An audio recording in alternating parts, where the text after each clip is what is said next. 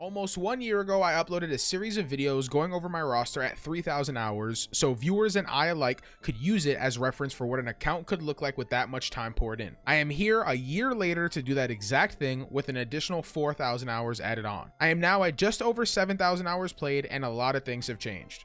Please keep in mind, 7,000 hours could look like many different things, depending on if someone focuses more on PvP/GVG, hell rating, life skilling, playing many characters, or only playing one. With all that in mind, let's go ahead and get into the video. Now, for today's video, we are going to be talking about Scrapper, a character that has been with me for a very, very long time. I have gone through many ups and downs with her, but we are here, and we are just prior to the salvation that is the Scrapper rework. KR's recent balance patch showed us what we're going to be getting with the Scrapper. We're going to be getting an identity and how it's going to be used and the damage and how good it's going to be, and I am very much so looking forward to playing that and experiencing it, and it has motivated me to continue to play my Scrapper and improve on her as we go on. Now, this character is the next highest DPS that I value in my main 6. She is the Sanji to my Gun Lancer if my Artillerist is the Zoro. If you watch One Piece, you know the right and the left hands, these are the ones. This is the, the next pride and joy on the list. But enough of the glazing. Let's talk about the character. Now, I'm going to talk about this in every single video, and I'm going to assume that you did not watch the previous ones. If you did, I apologize. But if you didn't, we'll talk about the roster-wide stuff first. 291 roster level. I am creeping up on that 300. I've got deathless titles for all of the hell content as of right now. Vaulton, Vicus, Clown. Level 70 Stronghold, Legendary Compass, and Stone Charm. I don't do PvP much. For the cards, I have KLC 18, LOS 30, and if you would like to see the values on my upgrades for my books, demon damage, and all that stuff, it is right there if you want to reference it. But with all of that out the way, let's go ahead and talk about the gear, the real nitty gritty, if you will. Recently, I have been playing Taijutsu. You can tell if you've seen my Akkan Taijutsu video. I've been playing a lot of Tai. It's nice for raids, for buses, because it's a swift class. You don't have to worry about mana consumption or mana issues. Good weak point, good stagger, very quick. So it's very, very comfortable for bussing and content where you don't have the support. But I've been wanting to go back to Shock, especially in preparation for the update, and I just couldn't wait any longer. So I've come back to Shock, and this is the setup. Obviously using Entropy. This is the quality of everything. She actually has pretty dang good quality, probably arguably the same, if not better than my main, which is saying something. And right now, this is the Shock setup I have got for her. I am running one crit ring, because we do not have any elixirs yet. I'm assuming once we get elixirs, maybe I'll be able to drop the crit ring, go for a spec ring, and then get the elixir set up for that additional 7% crit rate or whatever it is. But in the meantime, I finally got a bracelet that has precise on it. It's not the highest roll, but at least it is a good amount of spec, a good amount of crit, and we got precise. So that is W nonetheless. For the engravings with that, I am rocking Adrenaline 1, and not gonna lie, I've been pumping. I've been doing a little bit of content recently. It's quite nice with the crit ring.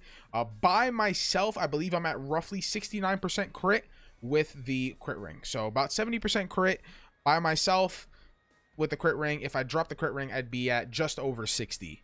So it's about 7 to 6% crit additional that I get with that ring. So if anyone's wondering, for some reason, I'm just like, oh, full spec, most damage. But I'm not gonna lie, the crit ring setup is not that bad. Especially because after the balance patch, the spec coefficient is going to be reduced. So the spec will have less of an effect on your damage, if you will. Which will make having a crit ring more viable, which is good, right? Very good. So, entropy level 3, Cursed All, Grudge, Keen Blunt, Shock, Ambush with Adrenaline level 1. And for the gems, I am rocking full level 7s. I am in the headspace of going for some 9s on this character. My Artillerist, if you guys saw that video, he has a 10 on Barrage. My main has 9s. I'm kind of leaning towards getting maybe a few 9s for my Scrapper, especially going into the balance patch, because with how much money I make a week it's not that bad actually spending 100k on the gems, because most of their jewelry and stuff is set up. But I gotta wait and see how Soul Eater treats me, because I'm gonna be spending a lot of gold on getting Soul Eater leveled up as well. So level 7s for everything, and I will go over the skill build. As of right now, we do not have the balance patch, so this is going to be the same cookie cutter meta shock build that everyone uses. So I'm using Charging Blow with the Purify on it. Purify, very nice for Akkan, Sonavel, and whatnot. Crushing Smite with the Rage. Fierce Tiger with the Quick Recharge. True Rising Fist. Supernova. Death Rattle. Roundup Sweep. Chain Destruction Fist. All of these tripods, all of these runes are pretty much static. Roundup Sweep, you could put a Quick Recharge if you want, and put a Purple Rage on Fierce Tiger Strike. You can put a Bleed on Fierce Tiger Strike. You can put a Bleed on Charging Blow. So your yellow skills have pretty free variation and versatility when it comes to runes. And Roundup Sweep, it's usually Stagger or Quick Recharge, depending on what you need a bit more of consistently, damage or stagger, right? Because you're proccing the Quick Recharge, skills will be available sooner, you can do more damage sooner, stuff like that. But I am very much so looking forward to this balance patch. I recently got her a Akkan weapon, so I honed it up to 16. She pitied, but she got lucky up to 14 and 15, so I guess it wasn't all that bad. I can't be too upset about that. She's 1592. I do plan on getting her up to 1600 prior to the release of Voldyke. I'll probably hone her and my artillerist maybe like a week before Voldyke comes out, just to give myself time to get more mats and gold and silver situated, because as you can see, she has plenty of shards. She has plenty of shards. I was at like 2.5 mil or something, and I recently got her weapon. I honed her weapon, so her weapon is already 1600. I just need all of her armor to go up twice, so 10 taps.